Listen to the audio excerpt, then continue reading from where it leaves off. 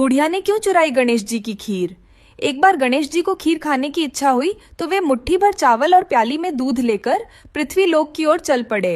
वे घर घर जाकर बोलते, कोई मेरे लिए खीर बना दो, लेकिन बालक जानकर सबने अनदेखा कर दिया। अंत में एक बुढ़िया बोली, बेटा ला, मैं तेरी खीर बना देती हूँ। उसने चूल्हे पर एक छोटा सा बर्तन चढ़ा दिया। यह देख गणेश जी ने कहा, बुढ़िया माँ, घर का सबसे बड़ा बर्तन रखा हो उसे चूल्हे पर रखो। तब बुढ़िया ने उसे बाल लीला समझकर एक बड़ा बर्तन चूल्हे पर चढ़ा दिया। थोड़ी देर बाद जैसे दूध में उबाल आया तो बुढ़िया की आंखें आश्चर्य से फटी रह गईं, क्योंकि पूरा बर्तन दूध से भर गया था।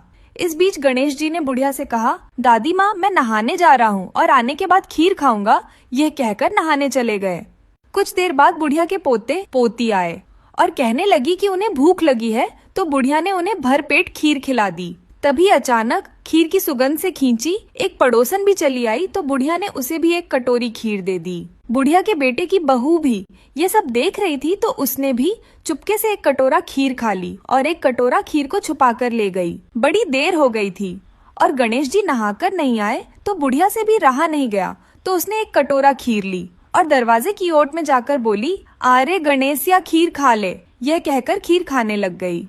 कुछ देर बाद गणेश जी नहाकर वापस आए तो बुढ़िया बोली, बेटा खीर खा ले। तब गणेश जी ने कहा, मैंने तो खीर खा ली। बुढ़िया आश्चर्य से बोली, बेटा कब खाई?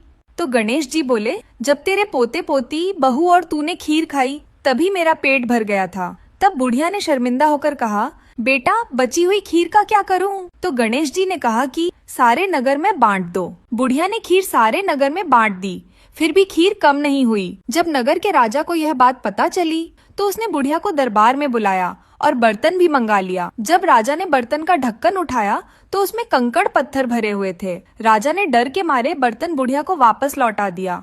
घर आते ही बर्तन पुनः खीर से भर गया। बुढ़िया ने गणेश जी से पूछा, अब इस बची हुई खीर का क्या करूं? तब गणेश जी ने कहा, इसे घर के आंगन में गाड़ दो। बुढ़िया ने खीर से भरे बर्तन को घर के आंगन में गाड़ दिया और जाकर सो गई। इधर गणेश जी भी बुढ़िया के घर को लात मारकर चले गए। दूसरे दिन बुढ़िया जब सोकर उठी तो उसकी झोपड़ी की जगह एक आलीशान महल खड़ा था और खीर का बर्तन सोने और हीरे जवाहरातों से भरा हुआ था।